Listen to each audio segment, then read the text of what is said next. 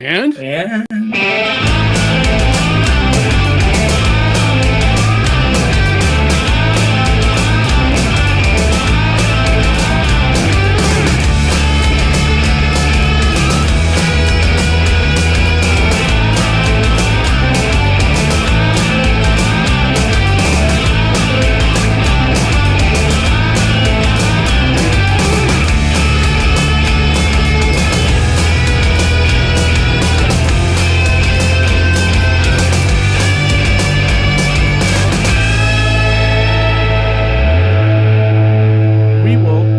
to screw it up less next time, although we can't possibly screw it up as badly as the city is screwing this up.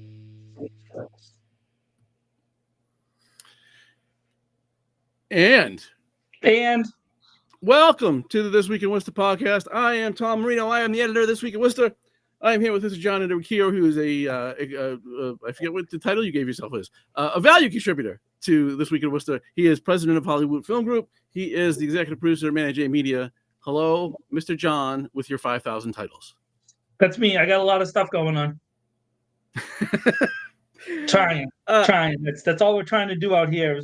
We're just trying. Week, it feels like week 332 that the city council will be off again. Yes. Because there's a lot of important work to do, and we have a packed agenda of our own because we don't no days off. That's right. Days off. Hashtag no days off. We don't stop. You know what I'm saying? We don't stop. I don't want to say the version of it because it's related to that icky guy. So I don't want to do. I don't want to do all that. Can't stop, won't stop. It's a hip hop reference. We can't say the full version of it. Oh no, did he? Yeah, we can't. Don't say the name. He's like Voldemort now. Is he?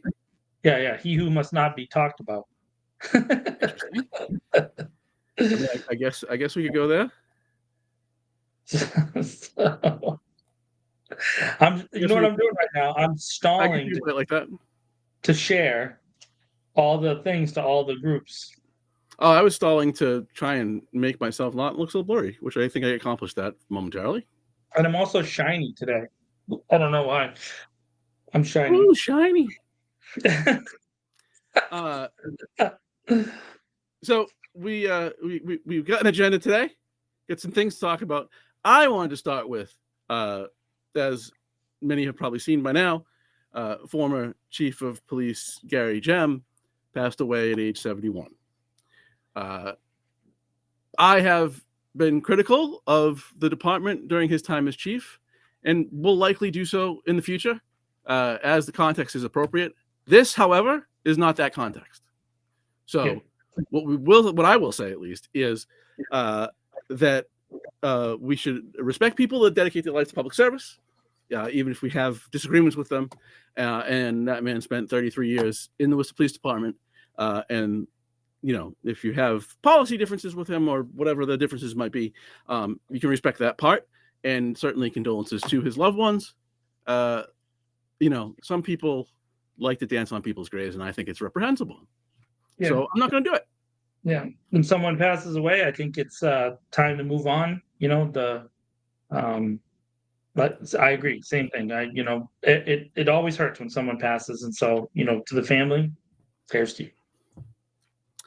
And I think we should just leave that there.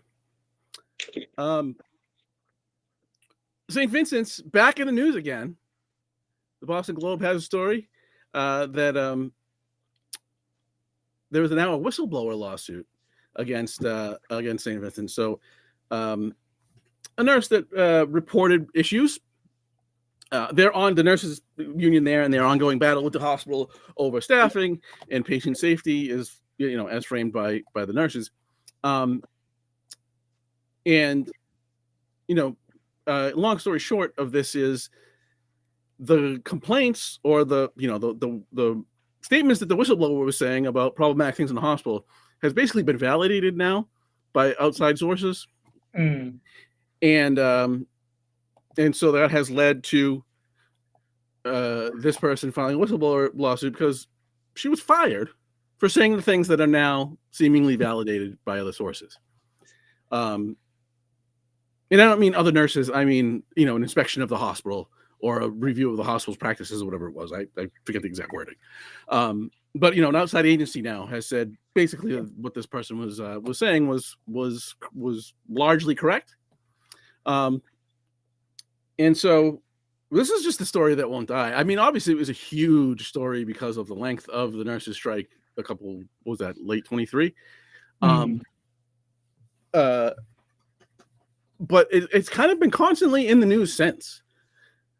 Like, giving the nurses the benefit of the doubt that their concerns are, legitimate. But the hospital, of course, says that it's, paraphrase, that basically says union stuff going on.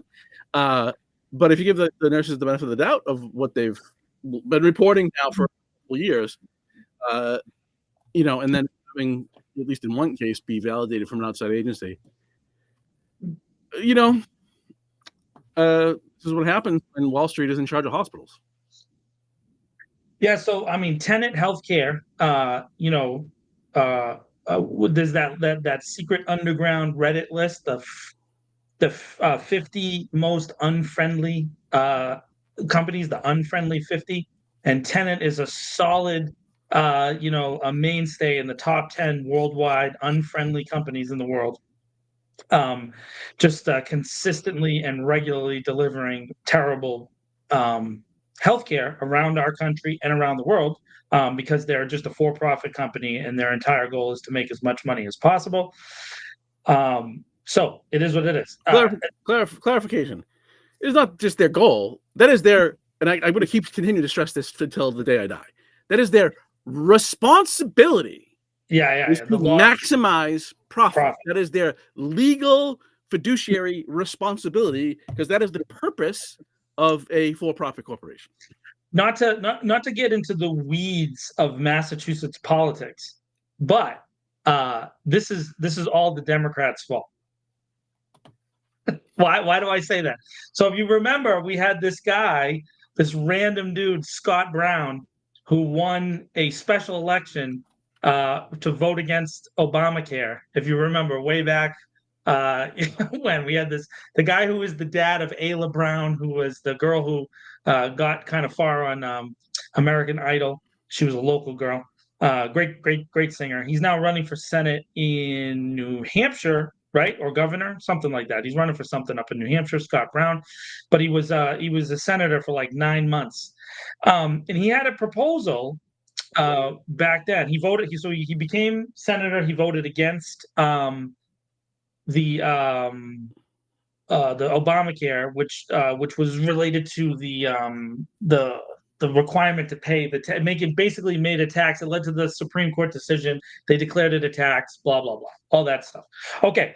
So there was a proposal that he made at the time at the state level to make hospital companies have to be local companies, right? So they have to have a local office, some kind of business operation in Massachusetts.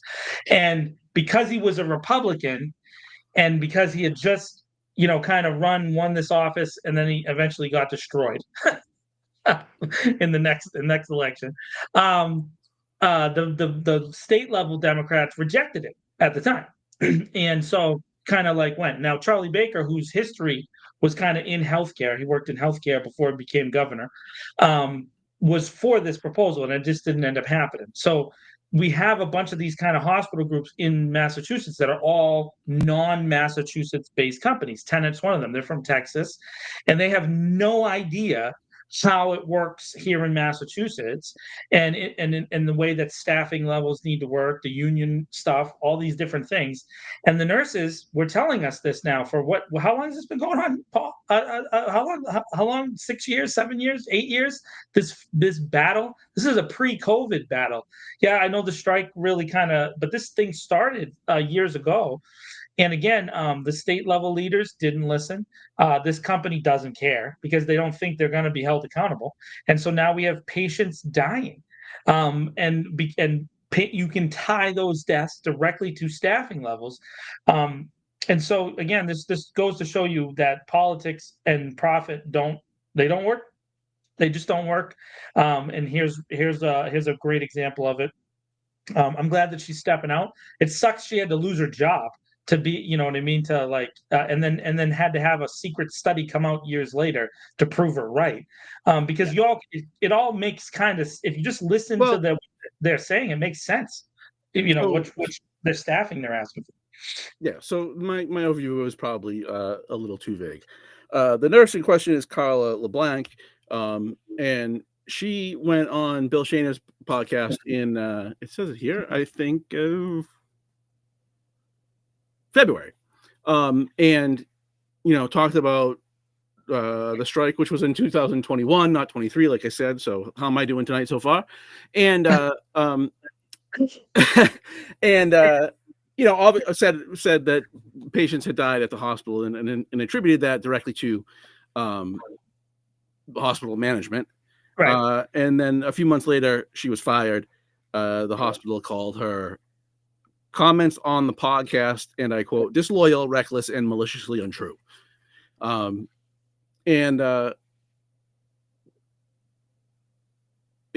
was just before the CEO left the hospital, who was also a very controversial figure, largely because of the way that the nurses union branded her during the negotiation. But nonetheless, I think that's a more complete story. Is this nurse Carla LeBlanc went on Outdoor Cats is the name of that podcast, Yes. and we've been on it, and only famous and said people some stuff. Yeah, well, apparently they made an exemption for us then. And then, so Bill had Carla LeBlanc on, who said some things in the hospital, then fired her for it, which is would appear to be, at least. I'm not an attorney, although I like to masquerade as one as needed. But seems like pretty standard whistleblower stuff. Yeah, I mean, to me, it looks like her case is a layup. But and by the way, the Globe, why did it? I don't know if you read that article. I read the article, although he said the Globe went out of their way not to mention Bill. Yeah, they named this. They put the name of his podcast. So it's Bill Shaner and Chris Robards, right? I don't know why people are afraid of those names. Is that what it is? It's similar to sometimes you and I get mentioned as an online newspaper. People are afraid to drop the names. It looks like a layup to me. I don't know how they get around it.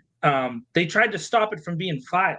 If you read the whole thing, and they lost that. So once it makes it past that, in Massachusetts, when it comes to civil cases, once it kind of makes past probable cause, it means the judge is saying there's a likelihood for the plaintiff to win on the merits, right?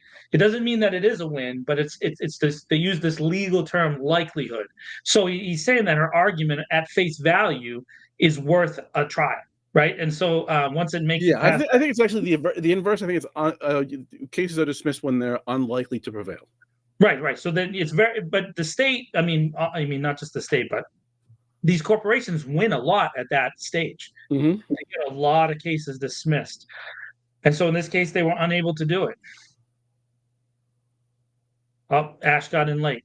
Basically, there was a whistleblower lawsuit filed by a nurse who was working for St. Vincent's in relation to understaffed care at St. Vincent's, and there two patients died.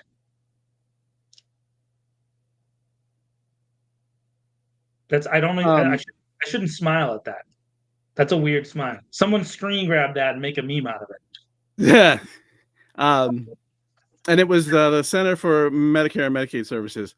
They notified the hospital on February 4th that the deficiency, I'm quoting from the Globe, deficiencies in staffing and care had led to a finding of immediate jeopardy, a designation reserved for situations that put patients at risk of serious injury or death. Right.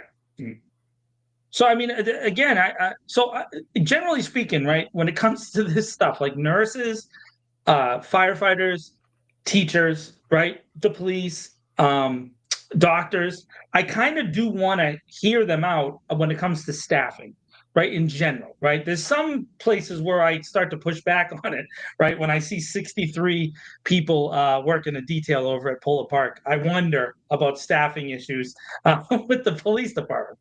But when the firefighters say, "Hey, we need 4 guys on the truck," and then you actually see it. So as we've been doing the documentary, we went on ride-alongs on the truck, and so then you see like one guy drives the truck, another guy does communications back and forth with the base. One dude's an axe guy, one guy's a hose guy. Like there's a different role that they play, and you can see if there's a fire why you would need people to do different things, and it's not something that they can't all be one person doing that. So you listen to them, right? We kind of tend to listen to that and say, all right, that makes sense. Then they have these national organizations that have come out over years and years and years that say there's standards. So it's really based on the number of calls. So how many calls are there? We get 4 guys on a truck, right? That's kind of the national standard, right? Same thing with these nurses. So this is not like some number they came up with the other day. This has been like worked out over years and years and decades of litigation and fighting from for-profit healthcare organizations fighting against staffing for nurses. I mean, this is like a consistent thing. We see it. And it's not, by the way, it's not liberal, it's not conservative. It happens in every state in our country. We have nurses fighting for regular staffing levels and this expectation that they need to just tough it out.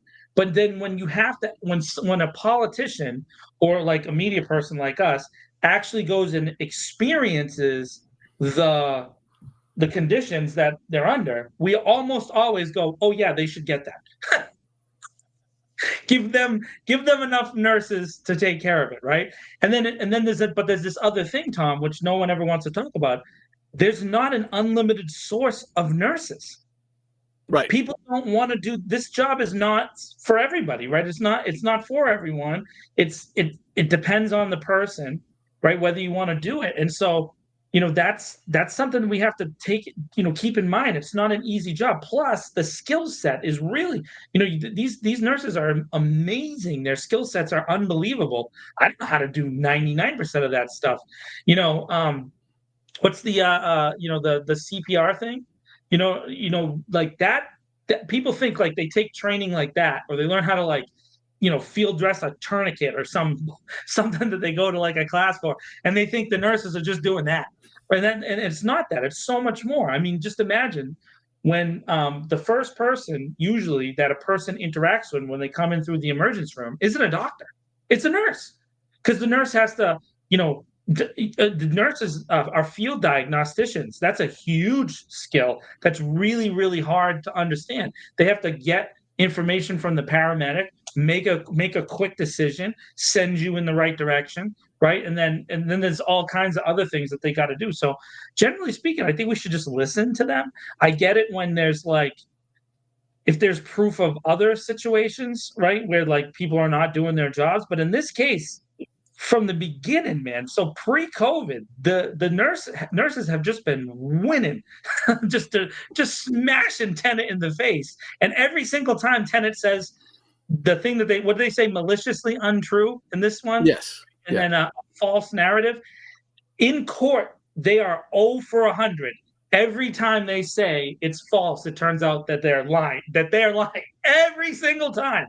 And it's consistent. So no wonder they didn't want this case to go past summary judgment, because most likely she's going to win in court, right? And so then, again, this is what it comes down to. And then there's always like the next CEO that has to resign, or whichever corporate person they slap in there.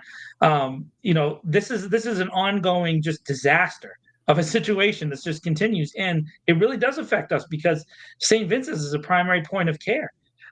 If you think about the location of where St. Vincent's is, it's literally on the same street as the police department, right? So there's a natural corridor there.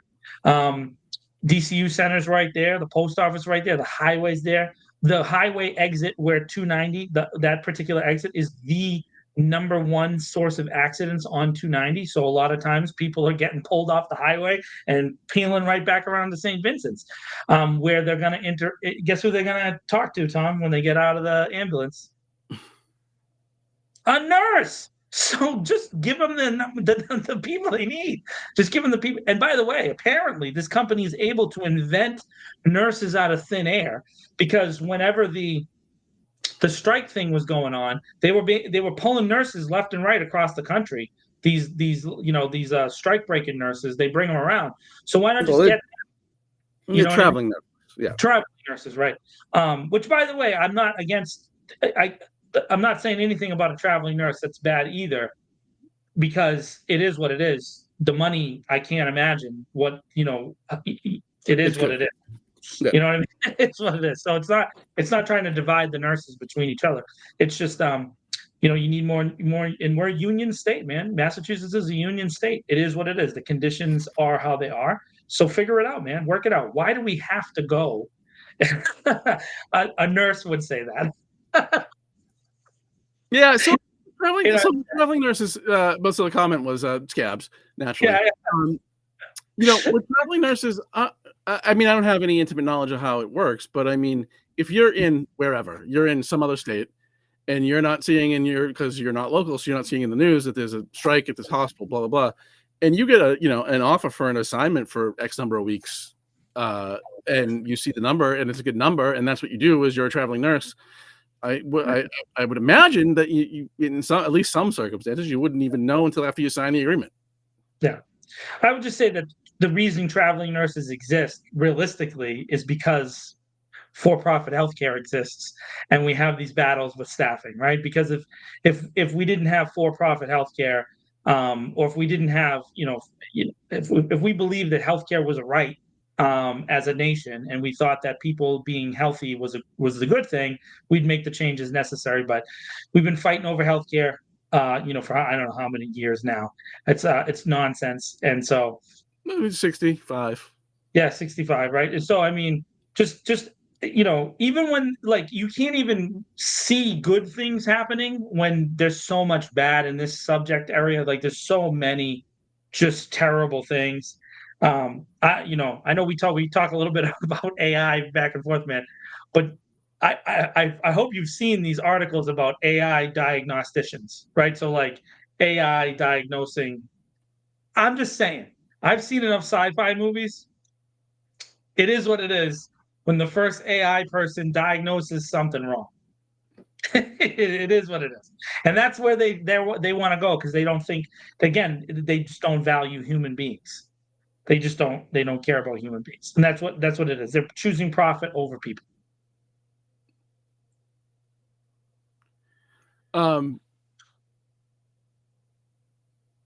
Yeah, I mean, your AI fear mongering is insane. In any world that is right, so maybe it won't work out this way, but any world that's right, I mean, it's going to be a tool to contribute to the thinking of a human being who is analyzing. I mean, you could put all the data in about symptoms and whatever, and it spits out these are the probabilities, and then you can take that into consideration as you weigh your decision. That's an appropriate way to use a tool rather than, the thing's going to do it for me.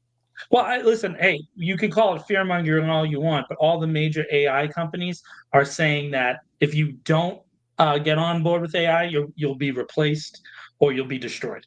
So that's their rhetoric. That is the most public-facing CEOs of AI companies say this all the time. I actually wrote a little thing on LinkedIn the other day. You can go and look it up yourself, including our boy over there, Elon Musk, the muskrat, getting his AI on. I mean, that's how they think of it. They say either do this or else. And anytime someone says to me, do this or else, my response is generally the finger that you can read in between these lines. Because I'm not going to do it or else. So I hear what you're saying, but hey, it is what it is. That's how they think about it. Yeah. Yeah. So not the greatest company we have in the country, to say the least, is Tenet, and of course they own a massive market share of hospitals across the country. They do. They own a lot. Wow. Oh, we get nice on Twitch. All right. Exciting. That's a bot, Tom. I know, and I can't blacklist them. I can blacklist them from our chat. I think everybody else will do it. Oops. Too late. Too late. Oops. So yeah, so that's what that is. It'd be interesting to see how that turns out. Seems like she, given that again, Medicare and Medicaid services found at least some of the same things that she was saying. Right. It seems like case could be pretty solid. And the other thing is you don't have to be right to get whistleblower protection. That is the other thing. No, you don't. So that she got, so that she turned out that was verified that at least some of the things she said was right from a third party organization or a third organization certainly helps her case, but isn't necessarily required for her to win her case. I mean, also, go ahead. To me, it looks like, I just want to just the last thing. It looks like a layup, because she went on a podcast, a local podcast, and was immediately subject to discipline for going on the podcast. This goes to this freedom of speech issue in our nation is truly chilling, and it's been going. And by the way, again, I'm not trying to be one-sided on this. The cancel culture was rampant, just 7-8 months ago on the other side. And what happens whenever you do a behavior and you get away with it for a long time and you think you're morally righteous, along comes the person who has the opposite moral values that you do and exercises the exact same behavior, and it usually feels worse, right? So cancel culture is run amok. And our city is such a subject to this. You can't criticize the city manager or the city councilors without them taking it the most personal way possible. So it looks like the tenant people took this very, very, very personal. Which, why can't you talk about the conditions of your employment? What law, what version of your company can say you can't? No, I don't agree. I don't agree, Sarah. That shouldn't be allowed. You should be able to say whatever you want. And that's a problem with our country, is that we have allowed corporations to change speech rules and speech patterns. Corporations shouldn't be able to tell people that they can't speak. If the company doesn't like what people have to say, they shouldn't be doing the thing, right? Or they should do better jobs at communicating with the public. And in this case, Tenet has abjectly failed at every single level to communicate well with the public. And on top of it, they suck at court because they have a massive history now in the United States of losing cases like this over and over and over. It should be illegal to fire them, in my opinion. And I think there's also rules related to this because she's a whistleblower. That's what the lawsuit that she filed was. There are protections for whistleblowers, and so you're not supposed to be able to fire them when they're right. So in that case, like when there's a threat or a danger to the public, that's when I think whistleblowers protection should come in. But I mean, we run into this in other aspects of, especially in government employment. If your employer doesn't like you, they don't want you anymore, they should be able to let you go. Yes and no. I mean, the thing is that just not liking you, there has to be cause to fire somebody. There really shouldn't have to be. I mean, you're entitled to unemployment benefits because you pay into that, as does your employer, for that specific reason. But I mean, this job for life stuff, I mean, first of all, it's largely over except for, certain unions with certain power. We're not going to go there today.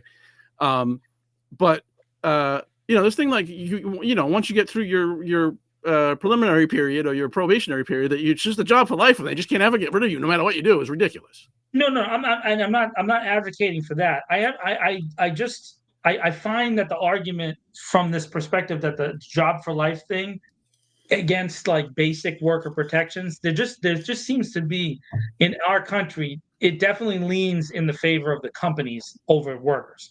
And it just seems that the workers are always getting hosed. And I hear a lot of that. Sure. For sure. Now, you want to talk about government employees, municipal employees having jobs for life? Yeah, it's swung in the other direction, and so then we're dealing with that kind of stuff. So it's almost like they make up for what happens in corporations in the government. It's like, all right, well, if you work at Walmart, we're just going to hose you. But if you get a city council job, you are taken care of for life. life. And I don't know that that's the balance either. So I just think there should be a better balance. Well, And in I this don't know about case, city council. I mean, you got to go to elections, but in other municipal departments, yeah, but namely once you lose on city Lincoln council, Street, it's like impossible to get fired. well, what I'm saying is like a city council or a city manager, like once you lose one of those jobs or move on, they take care of you by plopping you into, oh, I don't know, what's Ed Augustus's job with the state? Uh, Uh, uh, Secretary yeah. of Affordable Housing or something like that. And what's Joe Um, Petty's job that he has right now? In case if he ended up not being mayor, he has a job with the housing. He has a state job too. oh yeah, Um, that's his full-time job. I'm not sure where it is though. Kate Toomey has a job with the sheriff's department. I mean, I could go on and on. There's like a kind of guarantee that you'll be taken care of in that world too. So I don't know that that should be the situation either. But I do think people should be able to speak freely. And I get it. Like, how do you weigh freedom of speech versus freedom of a company to do business? I don't know. How about don't do business like garbage? How about that? How about we not do that instead of Right, how but about I mean, if you're talking, in some companies, you're dealing with proprietary info, things that have been invented sure, there. It's not as so cut and dry. I mean, if you're an engineer and you're working on, and you're releasing plans to people that were developed and paid sure, for by the company, you can't have that. sure, sure, I'm with all that. But in this case, you have someone saying two people died because we didn't have enough nurses that night. Yeah, It's just that's that. So that should fall under. There should be whistleblower protection for that, for sure. for sure. And this company has a history of lying, literally Right, documented, right. court registered lying. Like, you know what I mean? They were fined. If you forget, folks, during the nurses strike, this company was held in contempt, which is very rare. That's not like a normal thing. Like, I know we hear about contempt of court all the time now because of our national politics and people just love throwing the word contempt around. But this company was held in contempt for like 6 weeks straight because they kept lying. And the judge kept saying, "Stop lying. Tell us the truth. Give us the real numbers. Tell us the stuff," which was related to the offer that they made and Mhm. all these things. So it's just silly. And they were violating the contract, and then they said they weren't violating the contract, and then the judge was like, "I have proof that you violate." There's a video. It was on. I think it was on NBC 10 because if you remember, at the height of this, we had all the media from the whole state out here hanging out at the courthouse all the time. But there was a video, and the judge like held the contract up and was like, "I have the contract right here. It says right here." and the lawyer from Tenet was like, "I don't know what to do." So when you have a history of lying, like to me, like the burden of proof is on them, not on this person who filed the lawsuit. Like I immediately assume that they're acting in bad faith immediately.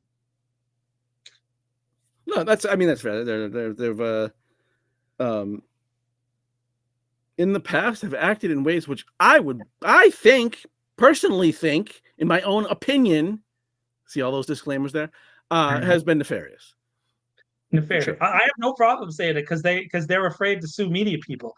After I think it was Dan Housley. Dan Housley went on it and just wrecked them repeatedly, night after night after night over there on Channel 7. Shout out to Dan Housley holding it down, investigative reporting over there at WHDH.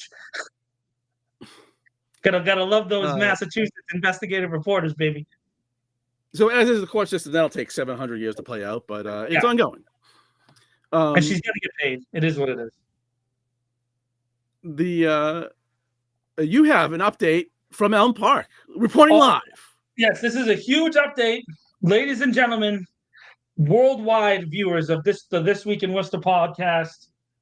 If you remember last week, we were talking about the city manager's statement, how he decided out of nowhere that Worcester has a trash problem. Good for him figuring that out 50 years into the trash problem of the city of Worcester. And I mentioned that Elm Park was one of the parks that didn't get those recycling bins. And several of you in the comments were like, "That's crazy. Elm Park didn't get the recycling bins." Well, let me tell you, Monday morning, when I went for my walk, they were installing those bins. And now there are recycling bins all around the perimeter of Elm Park. So congratulations to the viewers and phone callers of this week in Worcester podcast. You guys did a great job. And by the way, this is not an anti-DPW thing. What you saw there was the city manager's communication team watches our show. They don't want to admit it, but they do. They watch our show, and then they go and they said, "Hey, how come Elm Park hasn't been done?" And then it literally happened the very next day. And so, and they're not. I'm skeptical. Okay. I'm happy. I'm happy for Victory Laps, but I'm skeptical that we talked on Sunday.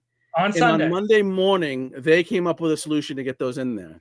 I don't buy it. There's no way they could have got that done that quickly.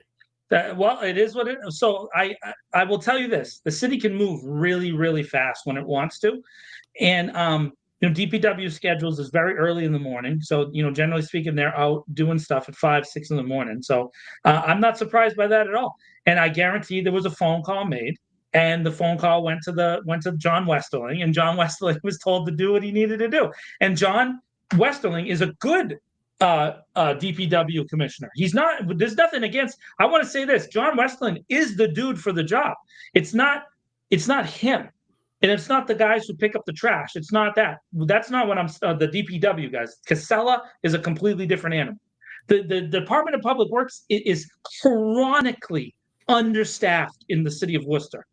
Chronically, this is something we've been talking about for decades because. One, they don't pay enough for those jobs. And so how do I know this? If you go look at the city's website, you can actually see all the salaries, and Tom publishes this every year. And if you look at the people who do the recycling, their salaries are generally in the $40,000 to $70,000 range. Okay, so 70 being kind of like the top there. The commissioners and those guys, they get paid more, but the people who drive the trucks, the DPW trucks, those people are not making crazy money. Now, when you look at it, you say, "Oh, okay, well, it's a city job for life, blah blah blah blah." Whatever what it is, if you compare those same people to the Casella employees that do the same job, those Casella employees, the private contractors, they make 90 to 100,000. So what happens is DPW workers work for the city making 40, 50 grand, and then they see Casella and they go work for Casella. And it happens literally for years. And this has been going on for years. And so if you go to the budget hearings, which Tom and I sit in and we watch all the minutia, this is why it's important to get involved in these budget hearings. George Russell, actually, he's great at arguing this about why the DPW is consistently understaffed and why they don't fund those salaries. Now, where could they get the extra money from? Oh, I don't know. The $38 million in TIFs that they've handed out over the last 6 years. Maybe there. Maybe there. And there's lots of different ways that they can maneuver the money around. Maybe the contract they have with Casella sucks, and maybe they should bring it into municipal services, which a lot of cities are doing. Yeah, 65 people, and it's actually way worse in the wintertime, which is why we have all these subcontractors plowing here in the city of Worcester, and it's never consistent. And of course, those of us who have lived here for a long time, if you don't know the city's streets well, you don't plow well. So then we always have the first or the second snowstorm of the year where you're bringing in contractors from like Holden and Auburn who have no idea what they're doing with the hills of the city of Worcester. And what happens? They suck at it. And we have an icy mess, usually 2, 3, 4 times a winter, because that's what you're dealing with. It's not the contractor's fault either, because that's not fair to say to them. They don't know the city like the DPW workers do. So again, it's just a big convoluted situation. But I will tell you this, Tom, they hate looking bad. They hate looking bad over there. Oh my God, it's unbelievable. Like, hey, how about analyze how you screwed up so you don't do the same thing over and over again? Yeah. We're looking forward. In the interest of peace, maybe it's a coincidence, but man, it is really weird that all of a sudden Elm Park got those bids. It's really, really strange. Yeah, I'm skeptical they could have mobilized that quickly. Yeah, I don't know, man. I don't know. I think they can if they're told. Now, I'm sure that means that somewhere else got shorted somewhere because again, they just don't have the staff over there. Listen, I want to say this to folks, because Tom and I are viewed like super critical. I've made really good relationships with the folks who work at Elm Park. I literally do walk there the other day. Maria came out for a walk the other day. Leanne came for a walk with me yesterday. I walk in Elm Park all the time. I like to go there. What's his name? The guy who was running for council, Joe something. He ran for at large. Who was running in District 1. I forget his name. Anyways, he came for a walk with me too. The Elm Park's a beautiful park, and I do want to take care of it. I want all the parks to be treated the same way. I can't cover all the parks myself, so that's why we need all of these regular people like Victor Cruz, who goes around cleaning up spaces to be able to do these kind of things. And so when you go and do this kind of stuff, you need to point these things out. They take it personal. It's not personal. I just was saying we should have the recycling bins in Elm Park, because Elm Park is a place where we have tens of thousands of people every single week come in, spend time with their kids, walk around. They have bottles. And I told you about the douche joggers. We all talked about the douche joggers with their protein packs and all their stuff, leaving trash all around. So then the little park workers are stuck having to carry the trash back from where Park Avenue is. Right, it's a long walk to the next bin. So now that they put those bins on Park Avenue, it's a little bit less work for a workforce that really is overworked. I'm pro DPW. I'm not anti them. They need to be more staffed, and they're just not staffed. There's some other departments I would pull some folks from. Well, and there's also some discussion about how some workers are treated by DPW, and Yeah, so there's also, and that's related to, again, the brass, the administration level folks. This is why John Westerling came back, right? Remember, John Westerling was here before, or no, not here before. He was somewhere else. They brought him in to fix what they were having trouble with, which was staff morale. They were having issues, and he's universally regarded by everybody as a really good guy, a nice guy. And who's the other John that does they're separating parks and works now, right? So it's going to be public works and parks are going to be separate departments, which is how it used to be. And the guy who does the parks is a nice guy too. So you have these two, they brought in two administrators that are kind of regarded highly, but there's some stuff at the kind of middle management level that is leftover issues that come from City Hall. And you got to resolve that interpersonal behavior. And of course, as a person in the media, I feel that way all the time. I get attacked by the city government on a regular basis because I speak out. And you know what? I feel like I'm going to keep speaking out. Yeah. I mean, isn't that the gig, for God's sake? Yeah, I mean, it's the gig. I can understand why we've had a lot of folks who've tried to do public media stuff who have given up because it doesn't pay, right? So it's like, how much longer can you do this and be sustainable? And the answer is, I don't know.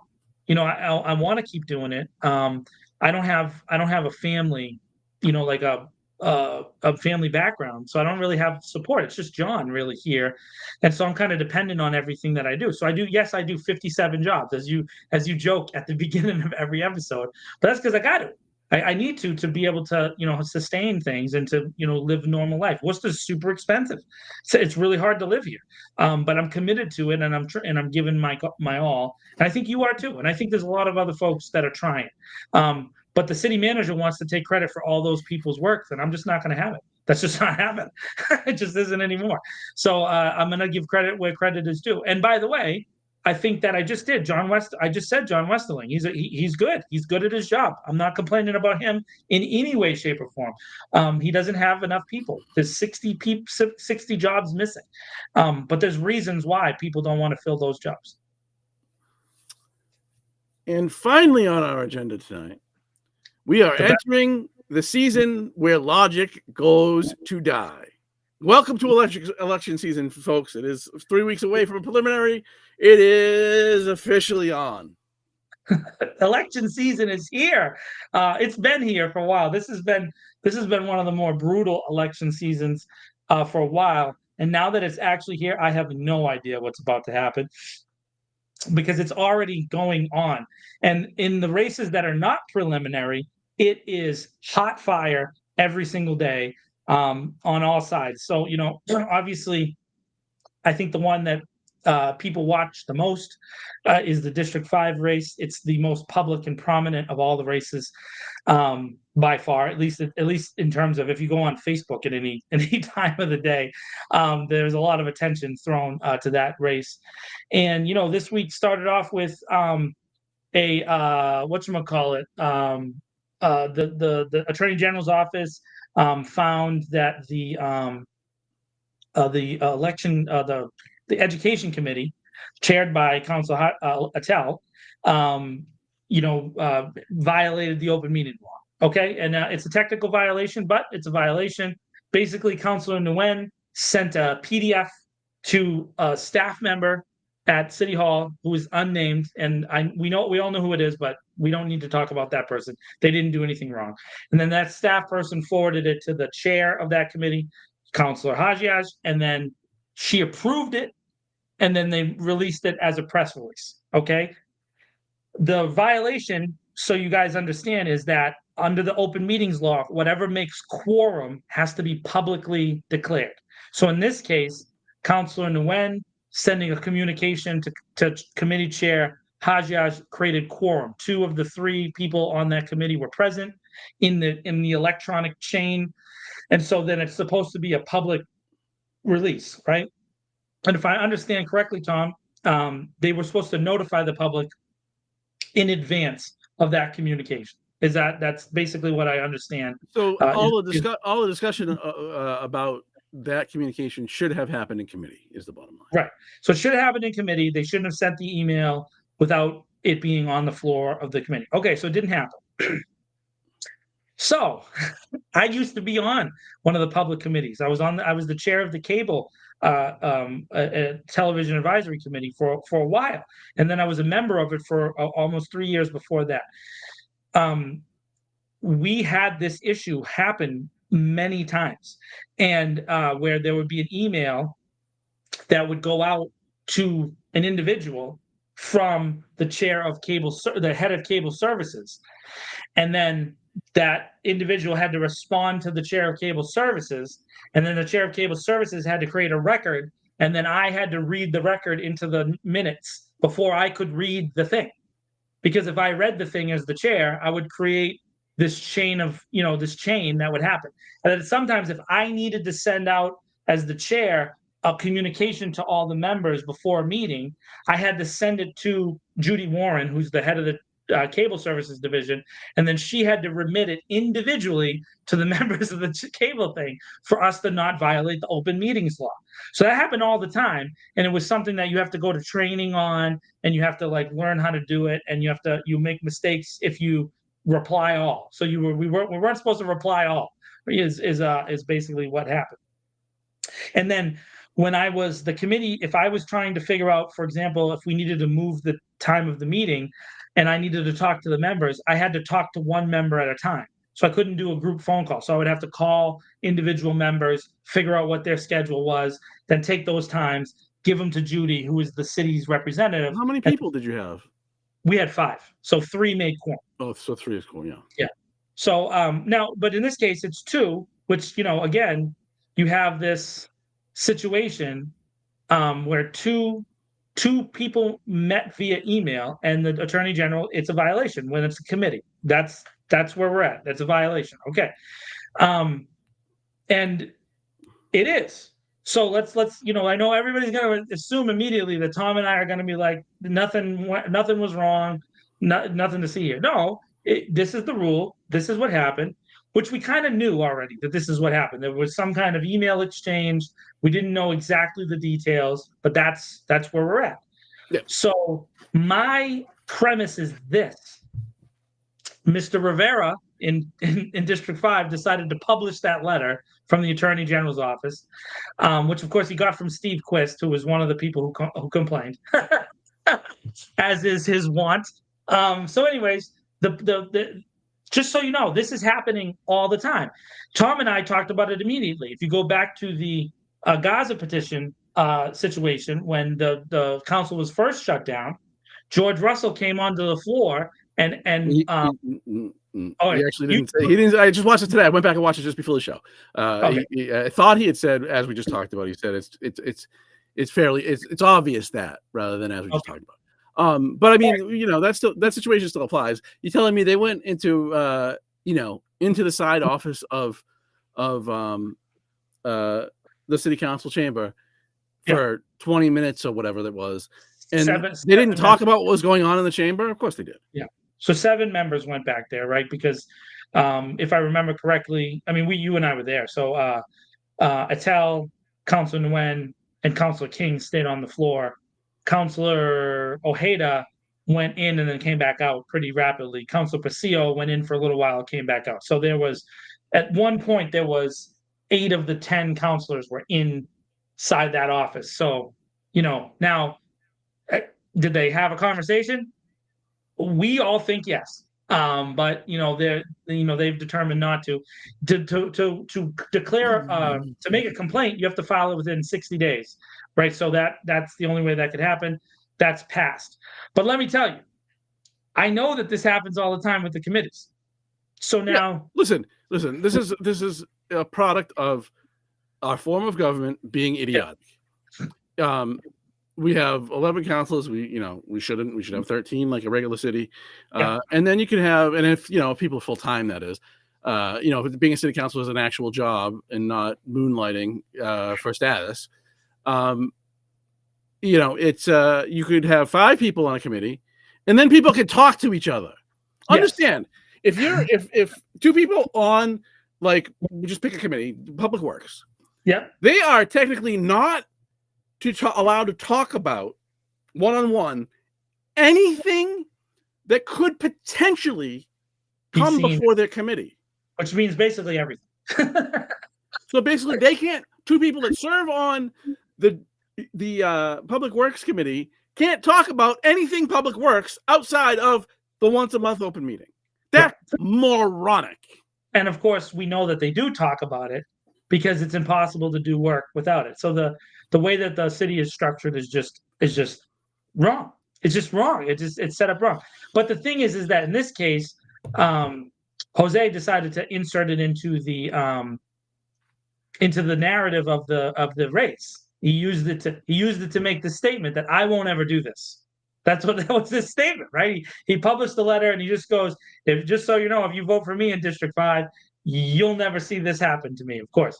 So that's a high bar that he just set for himself, right? So if there's ever an email exchange of any kind, if he won and he got a committee assignment, which where there's no endorsements here at This Week in Worcester podcast, but whatever the result of that race is, I think you guys know probably where we land on who we would want to win that race.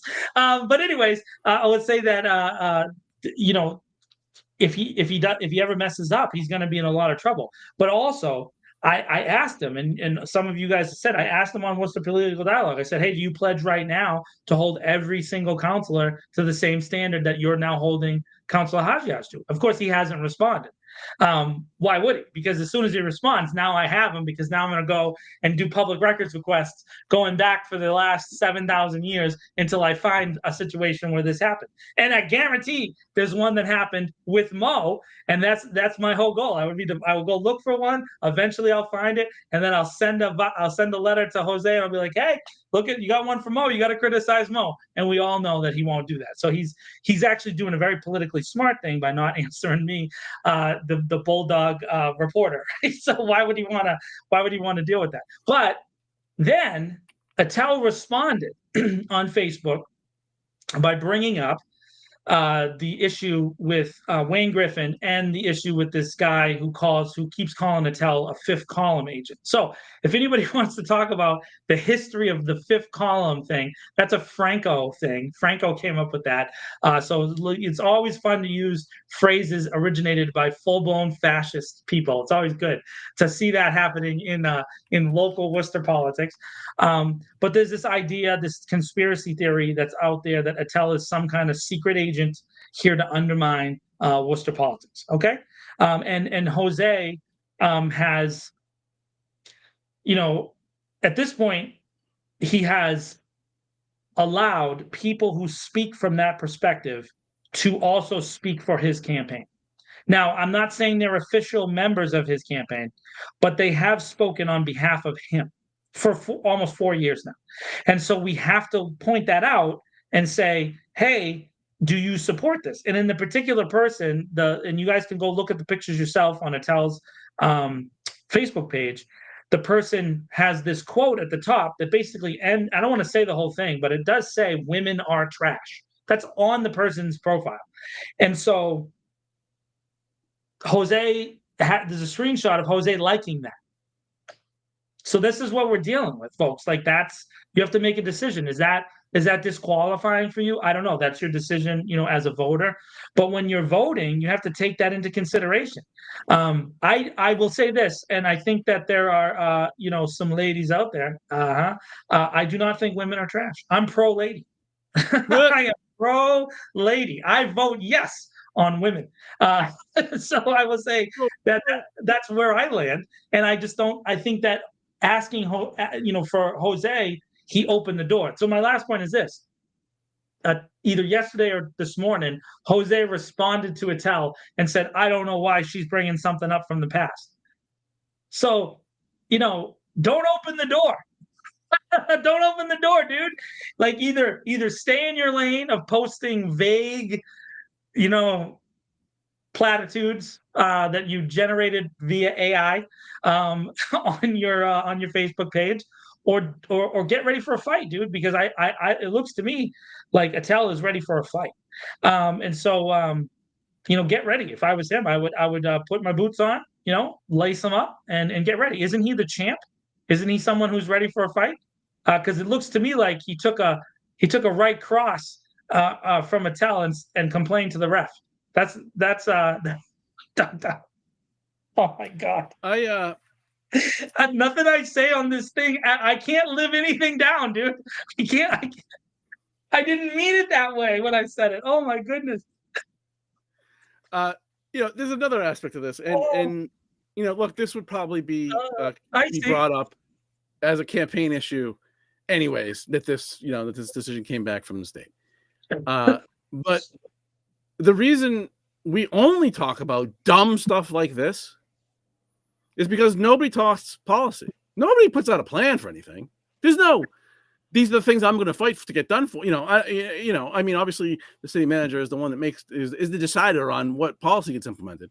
But these are the things I'm there to push for. These are the things I want to see get done.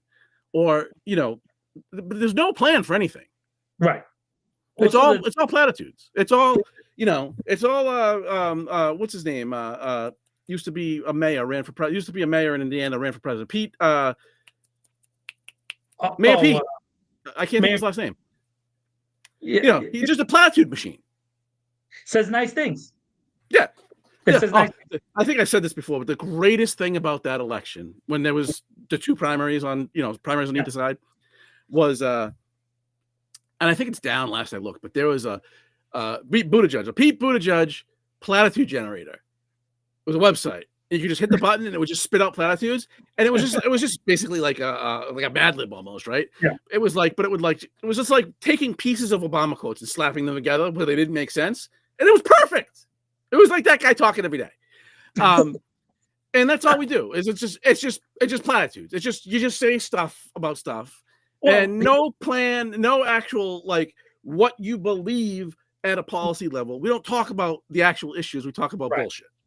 So the thing is, there is one policy that Jose has proposed, and that is that he's somehow going to reverse the Mill Street, parking / redesign. Right? Of course, he can't do that. That's the only policy that he has proposed, and there is zero ability for a city councilor to reverse this. For example, first of all, the streets, what's the name of that plan? It's the zero death. Vision Zero.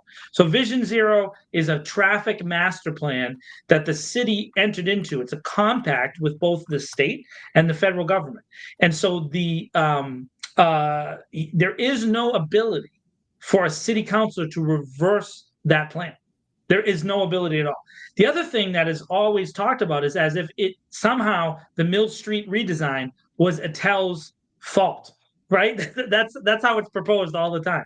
Yeah, Problem is, it was it stupid. predates her being a counselor in District 5. Like the plan was proposed and it was negotiated long, long before. So when you have these, when you have this conversation, you have to have actual legitimate conversation. So right now, Jose is proposing that he's going to reverse it. He has no ability to do that. He can't do that. No, the city manager can't do that. The state has already expended some of this money. So the redesign is happening, folks, whether you like it or not.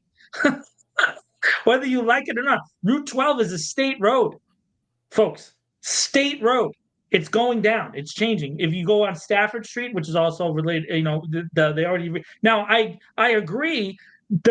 I don't always agree with the design. I don't understand it completely myself. I don't get parking. I don't know what they do. And the city totally screwed up the rollout. Yeah, 100%. But that's the city's fault. That's not the councilor's fault. Eric Batista, who was city manager at the time, he screwed it up because they didn't put in the yellow barriers for some reason. And I forget what it was. I remember him saying it was a timing thing. And of course, because there was no yellow barriers, we had that older man die because he was driving at night. He couldn't see and he crashed into the back of a parked car. So we did have a death because of that mistake. But that's not Attell's fault. Why does she get pinned with it? Only because she's been an open advocate for the Mill Street redesign.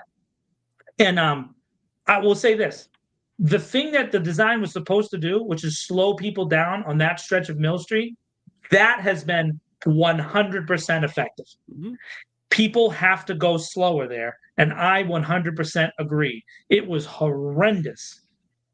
It was horrendous yeah. when And look, the whole controversy about parking protected bike lanes. yeah I did a story out about it at the time. I'm not going to dig it up right now, but uh, there was a multi-year study. They brought in people from different cities and at the state level, people all around the country. And the Department of Transportation produced a document that was fairly large. If I remember correctly, it was like 80 pages or something, um, about all of these other street designs. And in that, it had pictures of, I think it was Seattle, having parking protected bike lanes 10 years before we did it. So it's not new.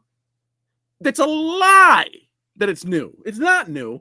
The federal government has kind of said this is one of the designs that you should consider that you can consider in cities, or that their guidance is that here's a set of designs you could consider, because they can't dictate what cities and states do. But I mean, it was in guidance from the federal government a decade before we did it. But it became this political football. But I'll give you that. At least that's policy oriented in right some way. I mean, the fight about it isn't really. The fight about it is very political. But at least there's some policy aspect of it there within it. I think that if you got, I'll say this: I think if you got Jose in a quiet moment, he'd probably agree with everybody that um, that it's probably better than it was, right? And I know Mo Bergman is now his conciliary, and Mo is now going after Attell on all kinds of stuff. The last city council involved a 40-minute diatribe and a series of questions related to the redesign and all the bad things about it from Mo Bergman out of nowhere starting to come down on Mill Street, brand new, because he was not saying this before. But of course, he's also raising money for Jose. And they're all talking about trivia on Thursday in the chat, and so that is distracting me a little bit. But there's no trivia this week because there is multiple meetings, and I'm not available that day. So, anyways, the redesign issue was related to the speed and the constant amount of accidents on Mill Street, which has been a problem for years and years and years. So you heard all the Mill Street neighborhood complaining about that for years. They did something. Maybe it's not a perfect thing, but they did something. And then now the people complain about the something that was done. So they complain for 3 decades about nothing being done, and then they complain about the something being done. And somehow it's positioned into these two divergent streams of thought because and all I can really see, Tom, is the entire policy position of the Rivera campaign is because Attell likes it, we don't. And if Attell doesn't like it, we do. That's all I can I say. even, Yeah. I don't think they've said enough. I don't think anybody's really said enough enough policy oriented statements. They say I'm for, clean streets and safe streets and okay, how are you gonna get there? I love the pro police statements, right? Jose is for the police. Okay, what does that mean? What does that mean? How are you going to support them? Like, what exactly does that mean? It means apparently in his mind the things that we've done, there will be no more public comment related to the police. So I mean that's not necessarily being for the police. Yep. That's just being for not being transparent. So there's a lot of stuff like that goes on in these races. Oh no, I'll go further than that. As I've said previously, I'm working on a piece that's far too large right now, so it's going to need some work. But I'm going to forget his name. Tony, I forget his last name, but he was the chief of police in Minneapolis from 1980 to 1989, and then wrote a book, 2014 or so. And in that book, he said 98% of officers that I dealt with, and this is a guy who was an assistant chief in New York City and was hired as chief in Minneapolis. So he worked in, some fairly big departments, to say the least. 98% of the people that I worked with were great, sometimes even heroic. 2% were liars, and I'm going to screw the quote up, but it was generally were grifters, thugs, liars, whatever. There was a whole list of adjectives, and those 2% were were the target of my reform efforts. And so, when you don't want to talk about this, it's because you're for the 2%. Right. So it's in your political interest to protect the 2% who harm residents of this city. And then that throws into question everything you say about believing in justice. Because when a scumbag can cut a guy loose from a lawful detainment who had just fired a gun on Water Street and nothing happens to you, and then you lecture other people, well, you're a scumbag. Anyway, this took a turn. So I just really have no tolerance for the people that want to protect the 2%. Yeah, I agree. I think that again, I want open conversations, and I just don't I just don't understand the anti-Attell. I would like to know what she's done wrong. If there's going to be a change in the position. Generally speaking, the incumbency in this city is pretty much, a locked situation. Once you win a district seat, you can kind of coast for years and years and years. It's really hard to overcome, as we've seen, in various races. She'll get up and get pissed off, and that's not being in her place. Right. So it's really. So then it goes to that thing I brought up at the beginning. That person's account says women are trash in the headline, and Jose liked it. And so to me, it really comes down to she's a woman who speaks her mind, and there's a group of men who have a hard time with women who speak their mind. Right. That's really what it comes. It is what it is, right? We know what it is. I don't really care. I think that women should be able to speak their mind. I think everybody should be able to speak their mind. And that's the problem, is you can't handle confrontation. You just can't handle confrontation, and you can't handle if someone has a different opinion than you, and you're not. And to be honest with you, Jose's rhetoric always kind of slides into violence. Right. He, like, whenever someone challenges him, he either says, well, I'm just going to block you, or I'm going to disappear, or Wayne Griffin or Anthony Petrone or Walter show up and start threatening him, threatening him with blocks, threatening him with, more yelling and screaming, or Jose, acts as if he's a tough guy. And it turns out that as much as he was a good boxer, he's not that tough of a man. And so I at least what I saw was this criticism of the Eureka Street thing is really the thing that kind of drives my thought process about this issue. I don't care what anybody says. Attell was a hero that day. She put her body. It doesn't matter if you agree with the position or the reasoning. That doesn't matter. She put her body on the line to protect a child. That's what was done. Whether it's right or not doesn't matter. That doesn't matter. And so what you're saying is that you think that a woman who put her body on the line, which makes total sense. She's a mom. She's a mom, and she saw a little girl who was totally freaking out, and she stepped in the way of that. And so to me, that's a heroic thing. The fact that Jose from a distance criticizes that and calls it national issues, well, that makes him kind of a coward. And so that's how I look at it. So, I mean, I don't know. I'm not going to go that far, but I will say that I don't know how it's a national issue. I've said it to his face, which he knows. So, like, I have no problem saying this same exact conversation to him. And so I'm not afraid. What I don't understand is how is something on Eureka Street a national issue? So I'm with you. I agree with you. I think that when you break it down to brass tacks, but before you even get there, my question is, what's wrong with what she did? I get it. The immigration, blah, blah, blah, blah, blah. But what's wrong with what she did? What do you see there that's wrong? The fact that the police charged her with it, that makes it wrong? That makes her behavior wrong because they charged her with something? Of course, because they are the arbiter of truth. And when you don't get charged, like when you commit a felony and aid and abet a felon after the fact, conspiracy after the fact, but you don't get charged, that just makes you a hero. You're just then a hero. So far, all the charges were dropped against the daughter. The felony was dropped against Ashley, and then one of the charges was dropped against Attell already. That's so far. I know. I don't think any of the charges were dropped against Attell. Yeah, no. Attell, in the original magistrate, they charged her with 3 charges, and the magistrate did not forward one of them. Yeah, so that's to me, that's the drop. So from what I've understood, this is my reporting. ICE agents weren't doing. I'm going to lose my mind right now. I'm going to lose my mind on Fred, and he's the mayor of Worcester, and I don't want to lose my mind on him right now because it's just ridiculous. Fred, you're just completely delusional on this issue. It's nonsense. I mean, you've been drinking. The regulations just say that they all have to have badges on. 2 of them had badges on. Yeah, that's right. But that's okay because they're cops and they can do whatever they want. No, it's just nonsense. But anyways, I agree with what you're saying. It was on Eureka Street.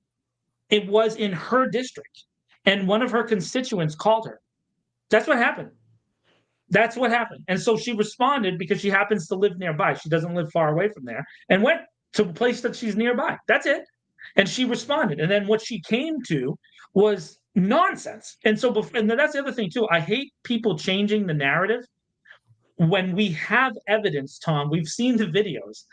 The dramatic escalation that takes place when the Worcester Police Department arrives is unbelievable. It's just it was emotional. It was crazy. But when the police got there, it ratcheted up to another level.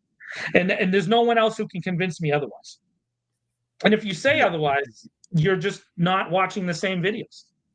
But she didn't attack a kid from behind and throw him into a dog and then charge him with crimes he didn't commit. So that's not. So she committed a crime. She apparently didn't go far enough in her alleged criminality, to be considered a hero. Maybe if she committed a ton of violent crimes, then she'd be held up as a hero because they seem to love that. Yeah, they do. I mean, maybe if she grabbed one of their badges, slapped it on. Oh my goodness. Well, how could she? Nobody was wearing one. Exactly. I'm not engaging with that because it's just utter nonsense. Utter nonsense. I just don't want to deal with it. I just don't. I refuse on principle to engage. I refuse. Yeah, that's right. They just pulled everybody off the border and they just Where do they get those numbers from? Because, by the way, Tom Homan was in charge of the Border Patrol, and his numbers says only 6 million in 4 years. So where's the 20 million come from? Yeah, there's roughly 35 million since 1986, but 20 million came in the last 4 years. That's the number. They just make these numbers. These numbers are Tom Homan, the guy who's the leader of all this. One of the biggest dicks in the universe. He signed the paper, Fred. Go look it up yourself, Fred. He signed the paper and said 6 million. So where's the 20 million come from? It's a made-up imaginary number, completely made up by Stephen Miller, who's just a liar at every level, just lies at every level. Yeah. Hey, but by the way, I wanted to say this. Speaking of ICE, Superman blocked me. Dean Cain on Twitter. I responded to his ridiculous thing that he's volunteering for ICE. So I responded, and it's really truly a crazy scenario that man, whose grandfather was interned in one of the Japanese internment camps, that really happened to this man, is going to join ICE and help create internment camps in the United States. Blows my mind that that's what happens. But anyways, he's nonsensical. Maria was right. I didn't believe it. Maria told me about this, and I did not believe it at the time. But I responded to him online. I went online and I said to him, "ICE, are you going to wear a mask?" And because he always pulls from this Christian thing, and I asked him. I said, "Do you really think Jesus wants you to do this?" Because that's what he said. He actually said that. And you know what he did? He blocked me. And I posted it on Twitter for everybody to see. I have been blocked by the real Dean Cain. I love it. I absolutely love it. I just want to respond to Dana on YouTube, who said, I'm not sure if I'm reading it correctly, but I apparently thinks I'm not sure if it's sarcastic or not, but apparently thinks I'm gaslighting. Just want to add some context. No, not you. She's not. That's Dana. I know who that is. That she's talking to Fred. They're having multiple platform conversations up and down gotcha. in the chain. Yeah, so just want to say that a few city, at least the chief, and that was a conversation that we heard, so I don't know that was public, but at least one city councilor has said that I want something to the effect of I want to focus on the future, or can't we just move forward, or something to that effect. And so, I mean, so what does that mean?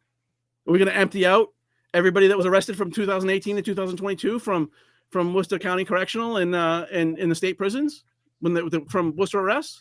Because that's the ancient past. It's ancient history. Can't talk about it anymore. No, not allowed to bring it up. No, not allowed to bring it up. People still in jail for things they did. People still in jail for doing things similar to things that were seen on tape done by Worcester police officers, even who never were even held responsible inside the police department. Never mind, were prosecuted. So apparently it's ancient history. If you murdered somebody in 2018, you apparently, according to the Worcester Police Department, you should be released immediately because that's the ancient past. Yeah, if you look at Massachusetts, right, which by the way does have at this point the lowest number of incarcerated people in since 1994 or something like that. I think that's the number right now. So total people incarcerated in the state. This is a Maura Healey question, right? This state level thing.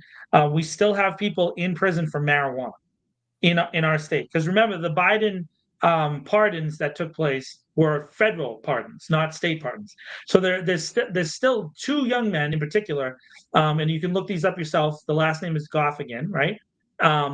Who were arrested for trafficking in marijuana. And this blows my mind. This blows my mind. It's not funny because they really shouldn't be in jail, but they've both been in jail since 1999. And they so 26 years each. They were both 16 at the time. And they both got caught with a pound of weed.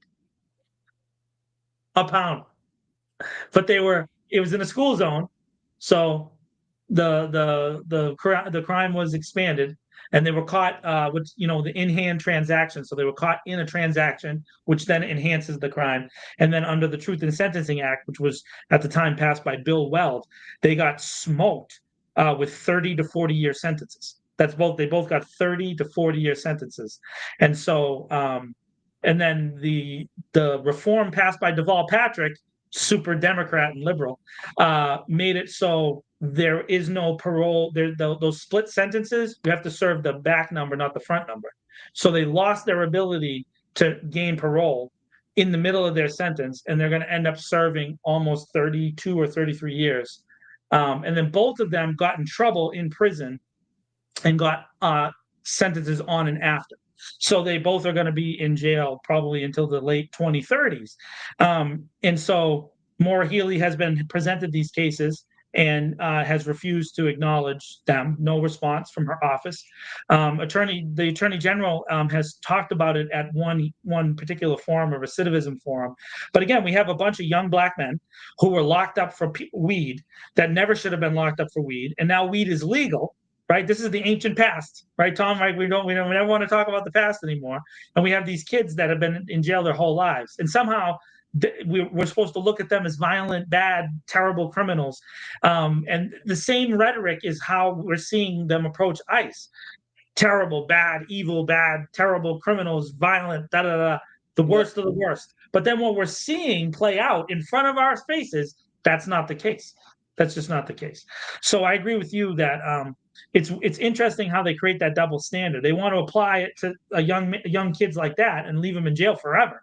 But when we want to talk to about one officer who might have done something really bad, and we just want to investigate it, we're not even saying lock the person up. We just want to look at it. Can we look at this? Can we see what happened? Can we have a fact-finding operation? That's all Tom and I've ever been. Now you hate the police.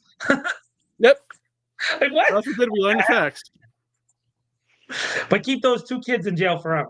So if anybody is interested in supporting those young men, you can always reach out to me. I have a lot of connections with the recidivism community. There's several organizations that I will talk to you about. And our sheriff does not support these organizations. So I would prefer to do it offline, and I can help you if you want to get a hold of those young men.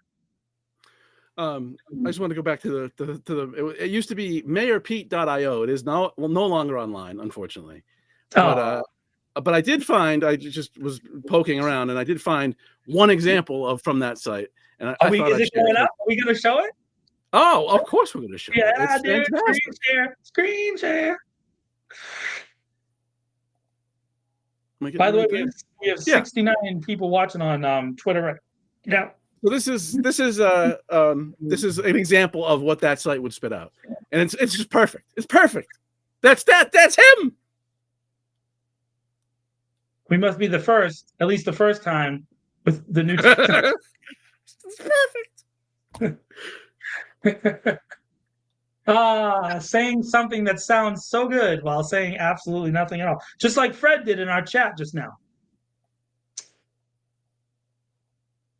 So yeah, I wanted to share that because I think it's absolutely. I mean, it was the best website ever. I mean, that's a big reason of the gridlock we have at the national level. I mean, Congress hasn't done real policy in, I don't know, in decades. The issue with Obamacare, like most people, the big fight over Obamacare isn't that we don't want healthcare reform in our country. We do. It's just that a big part of Obamacare was written by the pharmaceutical companies, and so we didn't actually get healthcare reform. We got some tidbits for the poor, right? So they gave us a couple things. They made us feel real good about it. Got us on board. That's what happened. It may have been so. Compared to what we had before it, it's great. Maybe. Compared to what the rest of the world does, it's laughable. Oh, I mean, compared to Canada, I mean, just go across the border into Canada, and I get it. There's all kinds of things that happen in Canada with delays and all kinds of stuff. There's no perfect system in the world. And our country too is massive. It's huge. We have almost 400 million people, and it's a very large area and all that other stuff. I get it. There's all kinds of conditions that affect our ability to manage healthcare. But we just don't care about people. We care about corporations as people first. That's how our nation is managed at all levels.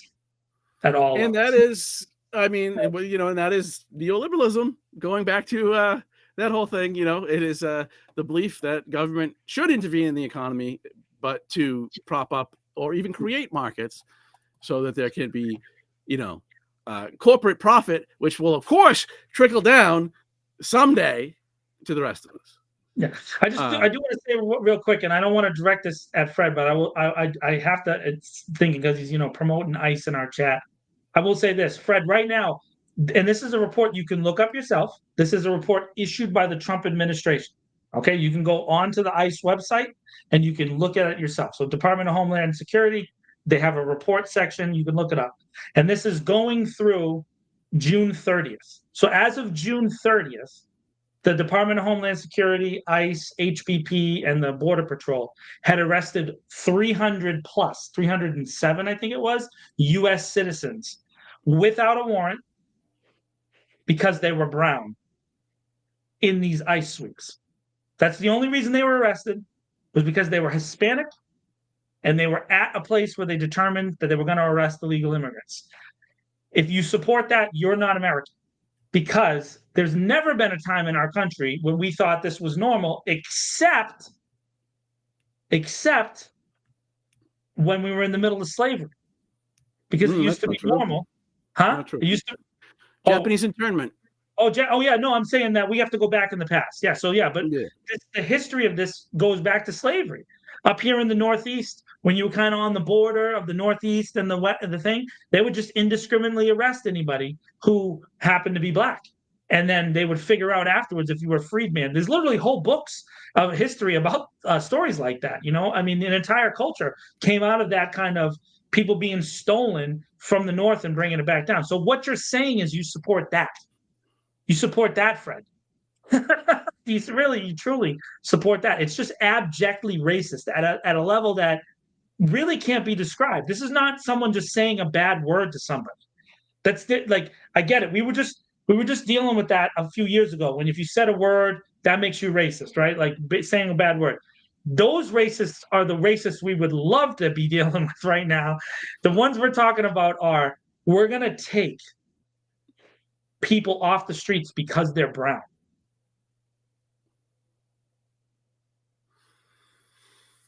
I have a very important statement right now, and it is, to preserve our future, we must be the first, at least the first time, with new technology and management.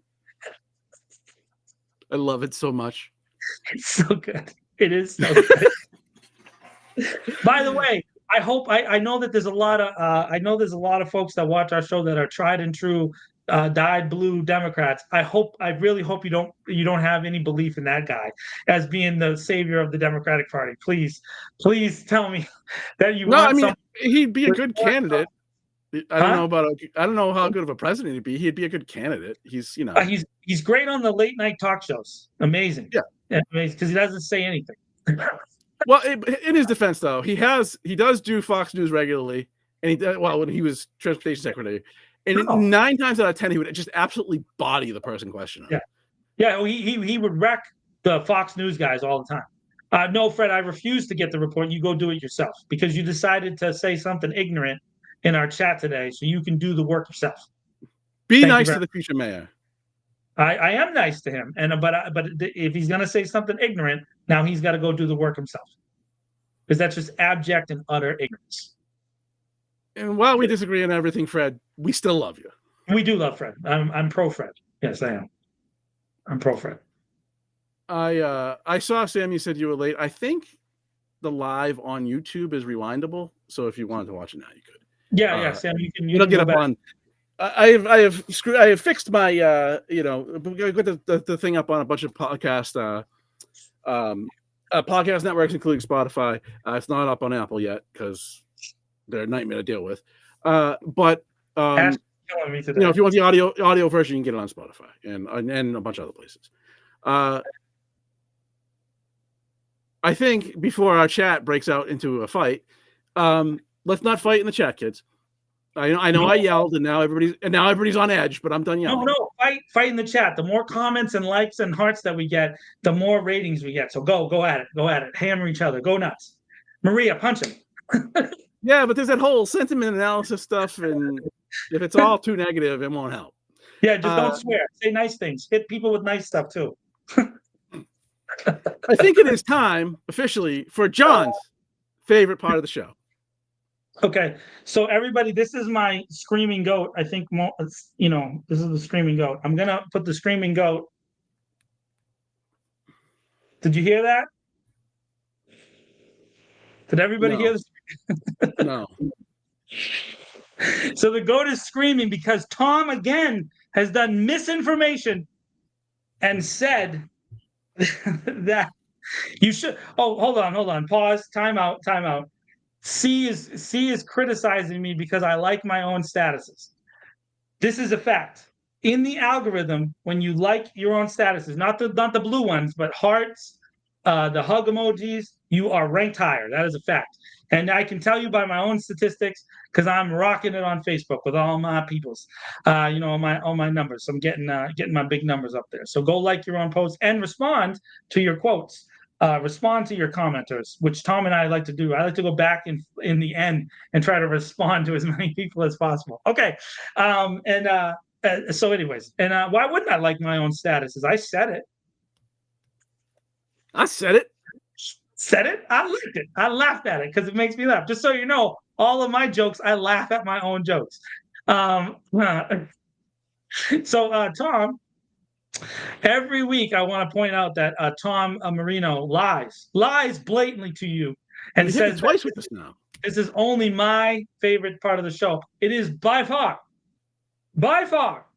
the number one rated section of our show is the end of the show where I asked Tom about his favorite things. Tom, by the way, we're about to hit 5 weeks in a row. 1, 2, 3, 4, 5 weeks in a row of being under 2 hours on the This Week in Worcester podcast, which, by the way, is money. Money. Because if you're under 2 hours, algorithm likes you and all that other stuff. Start getting those ratings up. Try to get our money up. I just want to die when we've done a couple 215s, 220s, and I just want to go to bed afterward immediately, and I don't want to feel that way. But we needed to save the people. But sometimes, you get carried away. Anyway. All right. So what did we do last week? I forget. I have several audience-generated requests for Tom's favorite things. I have audience-generated requests. It's about to get weird. So the first one, all right, we'll do this one this week. It is from an anonymous member who knows you, Tom, and they told me to go like this. To wink. Hi, Maria. So that asks the question of what is your favorite food truck? Ooh, that's a tough one.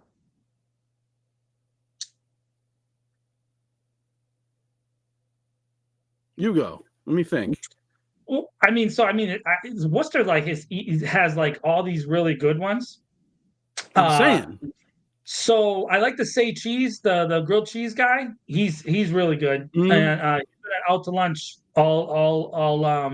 So I got one of his grilled cheeses. It was just the Just Cheese. He's cheap too. It was only like $4 or $5 or whatever. So the Say Cheese is good, and then I like the Mia Cain. They have a great Vietnamese coffee.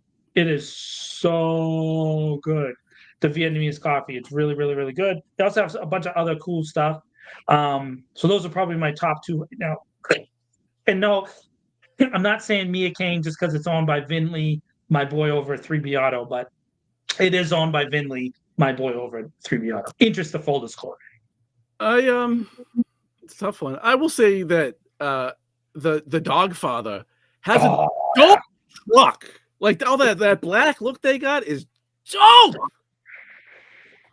And I mean, and his stuff is good as well. It's not just a look. His stuff is good. Yeah. I mean, that's what immediately came to mind. But I think it's more the aesthetics, like the branding, than the food. Although again, the food's good.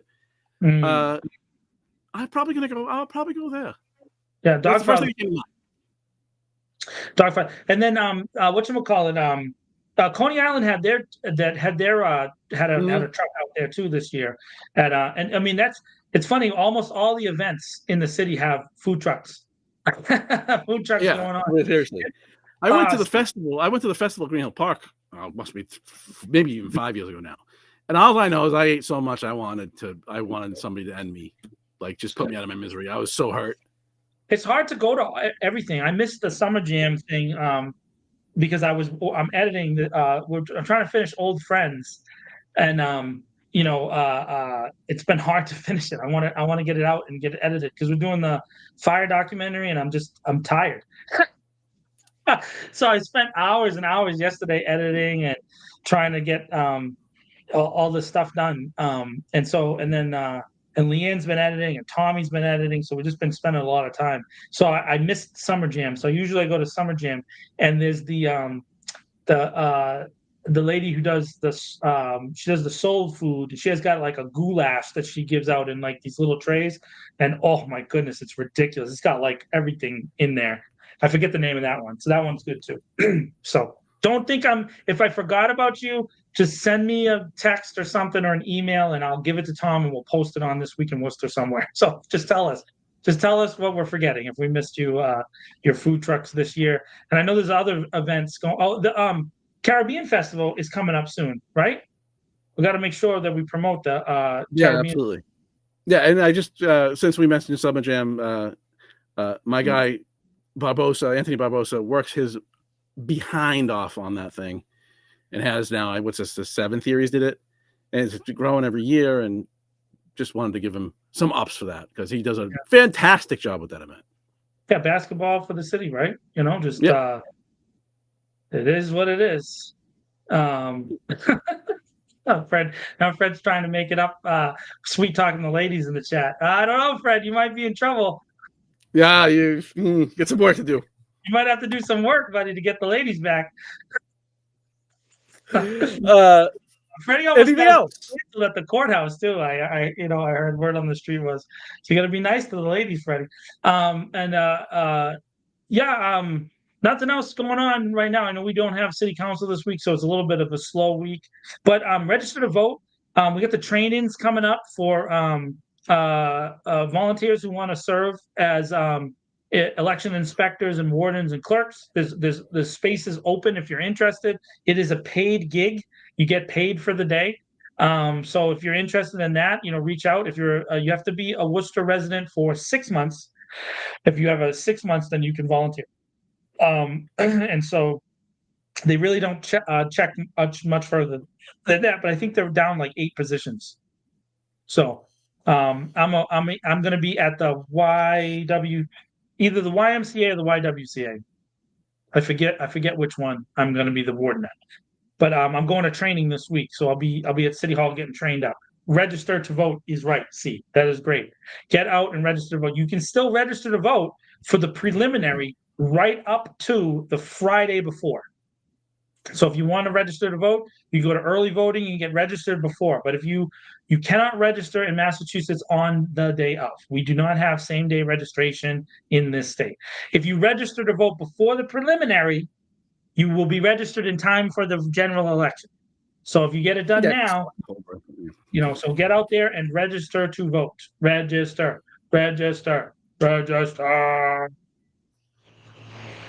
I went blurry. Tom went blurry, which means it's time to go. Yeah. When my system says, it's my system saying, get off, you are done now. I drank too much. I think that's it, everyone. Thank you for everybody in the chat. I hope we got to all questions. Thank you for your participation, and everybody have a good week. We do this every night at 8:30. If you missed this, you can also get it on, as I said, Spotify and other places. Until next week, I almost forgot. Until then, we will try to screw it up less next week. See, it is late. We need bumper music for going out to play underneath you when you say that. We got to figure that out. All right. Until next week, everybody have a fantastic, productive, effective, strong week. We'll see you then.